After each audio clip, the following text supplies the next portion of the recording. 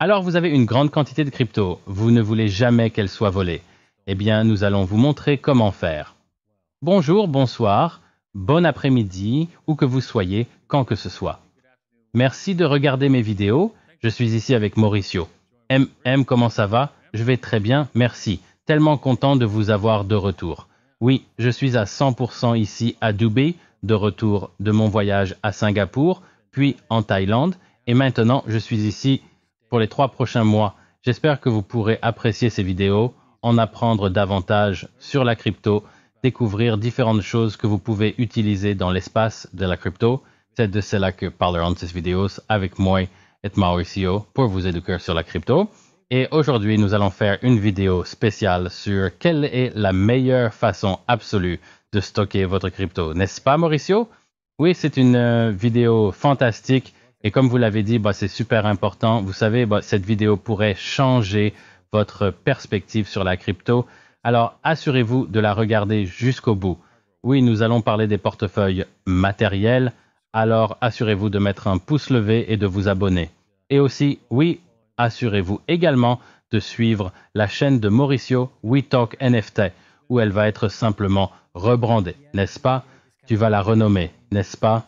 Ouais, en effet. Nous discutons du nom parce que, bien sûr, nous abordons de plus en plus de sujets en crypto. Donc, rester dans le domaine des NFT n'est probablement pas pratique en raison de la diversité de personnes que nous avons sur la chaîne, mais nous avons quelques idées, nous verrons. Mais oui, très probablement cela changera, en effet. D'accord. Alors, les portefeuilles matériels. Les portefeuilles matériels, qu'est-ce que c'est? Fondamentalement, ce sont des portefeuilles qui garantissent que votre phrase de récupération ne quitte jamais l'appareil.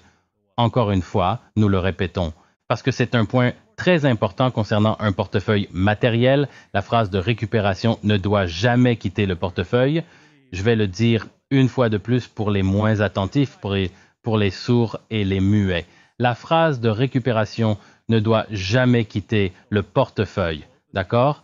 Et pourquoi est-ce? Parce que c'est un point d'attaque où votre argent peut être volé. Alors, la phrase de récupération ne doit jamais quitter l'appareil matériel. La phrase de récupération permet de signer comme une signature, comme un tampon. Vous savez comment vous tamponnez votre signature sur un document. C'est votre signature pour envoyer de l'argent d'un endroit à un autre, de votre portefeuille à un autre. Et vous ne voulez pas que cela tombe entre les mains de quelqu'un qui va prendre votre argent. N'est-ce pas? N'est-ce pas, Rui 2? Ouais, en effet, parce que celui qui a cette phrase de récupération ou cette série de mots, il peut tout vous prendre. Alors, vous voulez la protéger. Exactement. Et il y a beaucoup de portefeuilles matériels disponibles. Je veux dire, il y a des portefeuilles matériels comme Elipal, Ledger, Treasure, Tangem, SafePal et bien d'autres encore, n'est-ce pas? Nous allons en parler de quelques-uns d'entre eux et celui qui est le meilleur pour vous différera.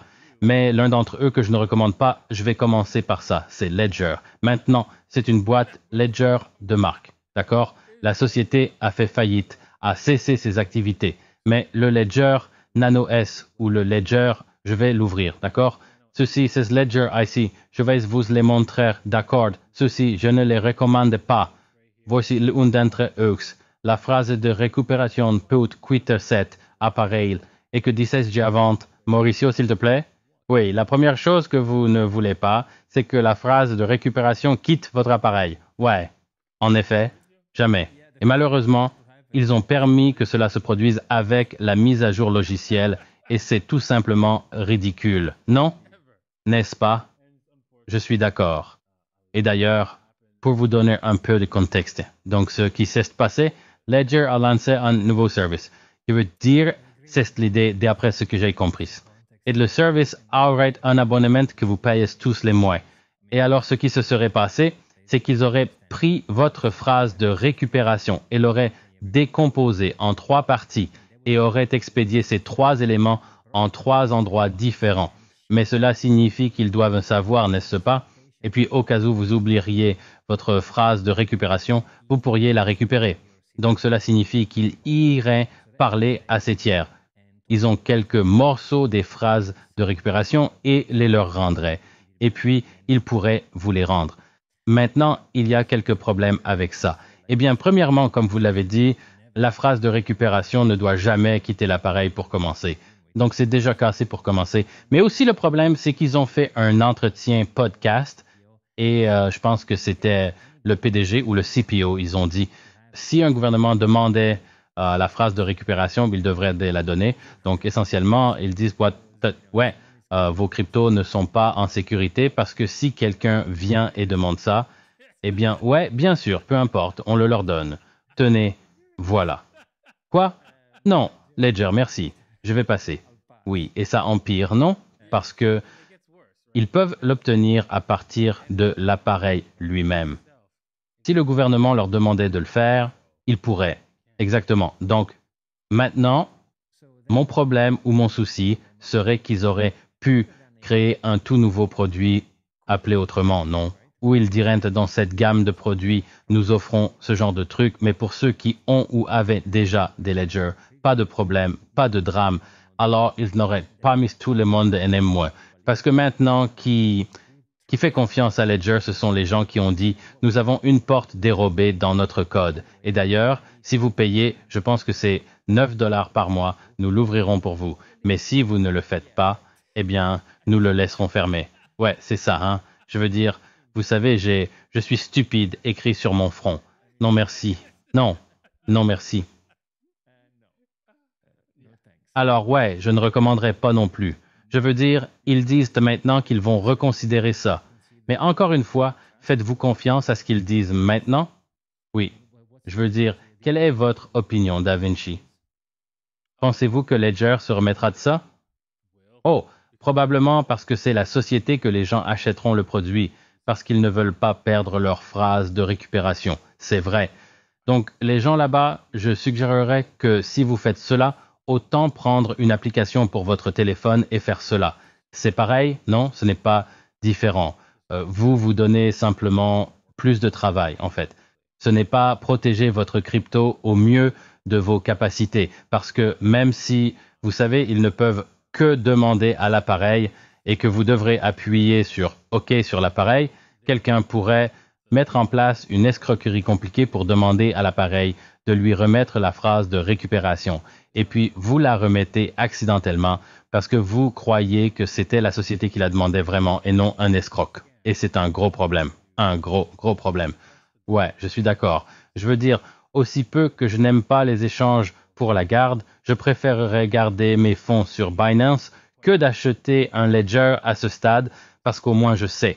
Évidemment, nous ne savons pas ce que font les échanges. C'est comme une banque, non?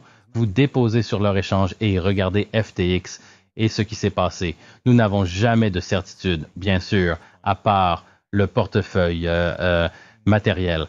Alors, c'est ce que je dis. Pas vos clés, pas vos pièces. C'est que vous décidez de stocker votre crypto dans un portefeuille matériel. Mais alors, si quelqu'un a une porte dérobée, autant d'utiliser un échange, je ne sais pas. Mais c'est parce que vous voudrez peut-être même savoir ce qui s'est passé, non? Donc, que nous ne sachions pas, si vous les laissez sur Coinbase ou sur Binance, il doit y avoir une sorte d'assurance liée à leur offre. Donc, ouais, délicat.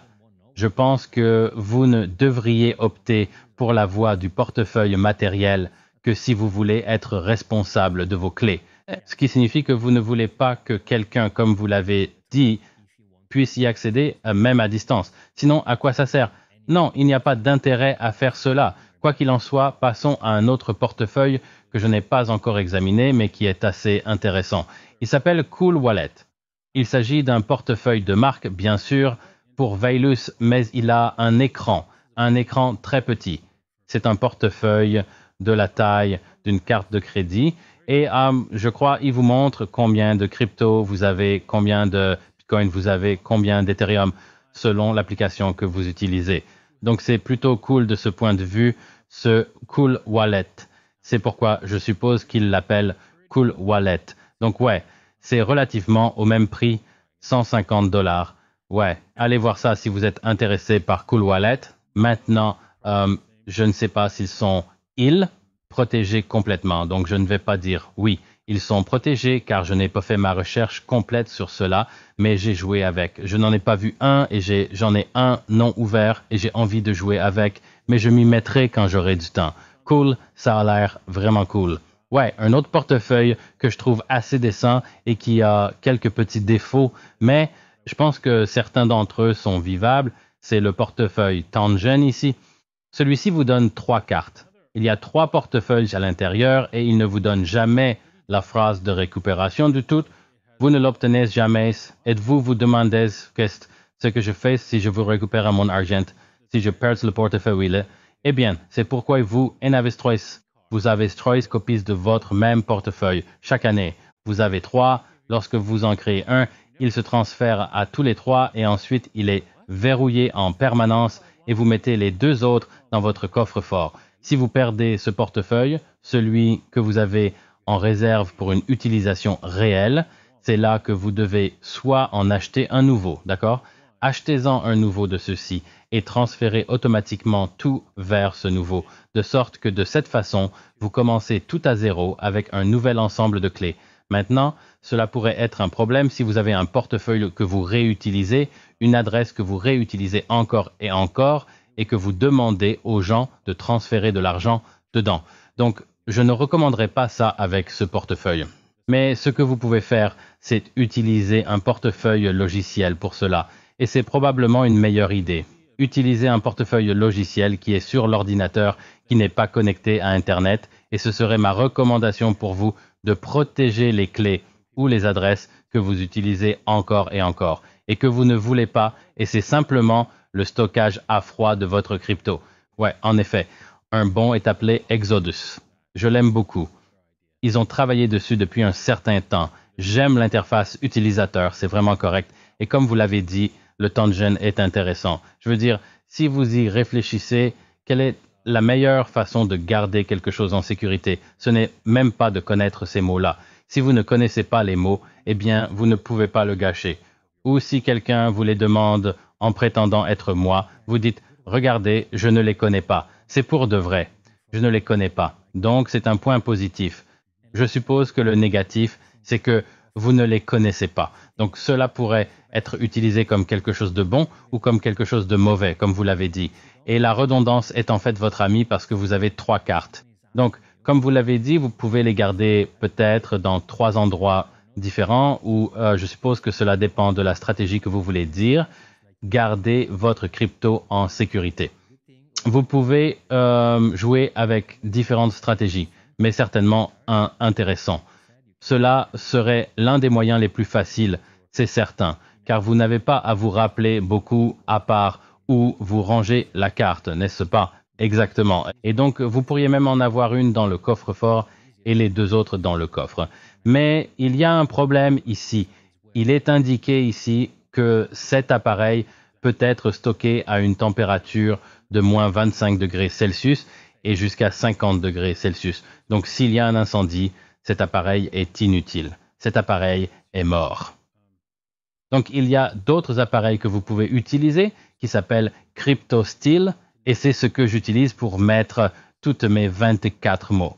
Et ensuite, CryptoSteel peut survivre à une inondation, à un incendie, non? Parce que vous pouvez le verrouiller réellement, vous pouvez empêcher les gens de l'ouvrir et de vérifier rapidement les mots de récupération et de les prendre en photo, puis de les remettre en place. Donc, il y a beaucoup de double couches de sécurité intégrées à ce CryptoSteel si vous voulez stocker vos 24 mots.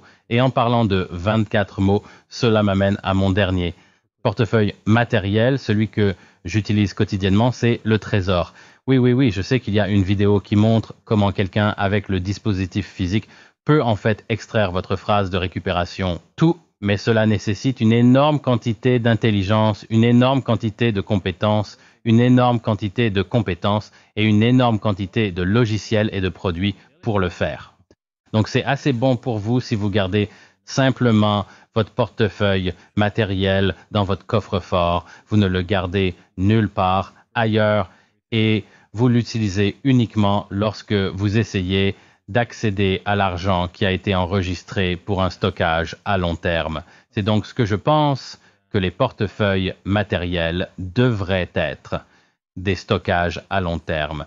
Le seul problème que je trouve avec les portefeuilles matériels en particulier, et je suis sûr que le problème existe sur tous les autres portefeuilles matériels, ce sont les mises à jour du micrologiciel. Les mises à jour du micrologiciel sont parfois nécessaires et cela est ennuyeux parce que lorsque vous trouvez un processus pour accéder à votre argent, vous voulez avoir, surtout lorsque vous ne l'utilisez pas régulièrement, vous voulez avoir une vidéo ou un guide étape par étape pour vous permettre d'accéder à l'argent à l'avenir. Eh bien, s'il vous empêche de le faire à l'avenir grâce à des mises à jour, vous perdez la possibilité de rédiger un processus que vous vous souviendrez. Donc, vous devrez revenir pour le support, prendre plus de temps pour effectuer le transfert. Et c'est ma seule préoccupation avec tous ces différents portefeuilles matériels. C'est que les mises à jour logicielles sont une exigence et non, dans certains cas, une exigence facultative, ce qui est très, très ennuyeux. Ouais, je suis d'accord sur ce point. J'aime aussi chez Trésor, c'est open source. Donc, vous savez, je pense que c'est aussi un plus. Ledger a dit qu'il voulait désormais publier des parties du logiciel parce que, bien sûr, ils ont été critiqués par les gens et personne ne leur fait confiance. Je pense que disposer d'un code source ouvert est aussi quelque chose de bien. Et comme vous l'avez dit, vous savez, oui, il y a des vidéos de personnes qui cassent un dispositif physique, mais ils doivent mettre la main sur le dispositif lui-même, non? Que dans le cas de peut-être le ledger, et ils n'ont même pas à mettre la main dans votre dispositif. Ils peuvent simplement ouvrir la porte dérobée. Donc cela prend toute la journée pour que cela se produise, pour qu'ils puissent exactement, si vous le remarquez qu'il manque, alors vous savez, vous vous souvenez de le remettre immédiatement. Une autre option, donc que vous n'ayez pas à le remplacer immédiatement, c'est que vous utilisez vous ne stockez pas votre crypto sur le défaut, utilisez une passphrase comme une sauvegarde secondaire. Donc une passphrase est comme un mot de passe presque, mais pas tout à fait parce que vous pouvez en avoir plus d'un. Vous pouvez en avoir un par défaut et vous pouvez en avoir un par incognito, par exemple. Donc c'est comme un mot de passe pour votre phrase de récupération. Donc vous utilisez cela pour vous assurer que personne d'autre ne peut utiliser votre phrase de récupération pour transférer votre crypto. Donc, c'est une autre option que vous pourriez utiliser pour sécuriser votre crypto sur un portefeuille matériel. Donc, cela pourrait être quelque chose que vous pourriez également envisager. Mais bien sûr, cela peut aussi être un problème si vous oubliez votre passphrase, n'est-ce pas? Ouais, c'est ça. Donc, c'est pourquoi vous devrez vous en souvenir. Donc, ce n'est pas aussi simple que cela parce que, bien sûr, si vous oubliez votre passphrase, eh bien, vous avez un problème, non? Exactement. Donc, cela peut être un peu délicat à cet égard, mais si vous pouvez vous souvenir de cela, c'est un ajout supplémentaire de sécurité, et puis vous pouvez également le mélanger, n'est-ce pas? Je veux dire, vous pourriez avoir un peu de votre mot de passe dans votre phrase de récupération, par exemple. Donc, cela pourrait être un moyen d'ajouter une autre couche de sécurité supplémentaire. Donc, c'est quelque chose que vous pourriez également envisager. Et bien sûr, il y a beaucoup de choses à prendre en compte lors du choix d'un portefeuille matériel. Vous devez considérer la compatibilité avec les différentes cryptos que vous détenez. Vous devez considérer les fonctionnalités offertes par le portefeuille. Vous devez considérer la sécurité. Comme nous l'avons déjà mentionné, vous devez considérer les mises à jour logicielles, comme l'a souligné DaVinci. Vous devez considérer le prix. Bien sûr, certains de ces portefeuilles matériels peuvent être assez chers. Donc vous devez décider combien vous êtes prêt à investir dans la sécurité de vos cryptos. Vous devez également prendre en compte la convivialité. Certains de ces portefeuilles peuvent être un peu plus complexes à utiliser. Donc c'est aussi quelque chose à considérer et bien sûr, vous devez regarder les avis, faire vos propres recherches, voir ce que les autres utilisateurs disent des différents portefeuilles. Donc c'est une décision importante à prendre. Je pense que ce que nous avons abordé dans cette vidéo, nous avons couvert les bases, n'est-ce pas, DaVinci? Exactement. J'espère que cela vous aide vraiment à comprendre comment vous pouvez sécuriser votre crypto.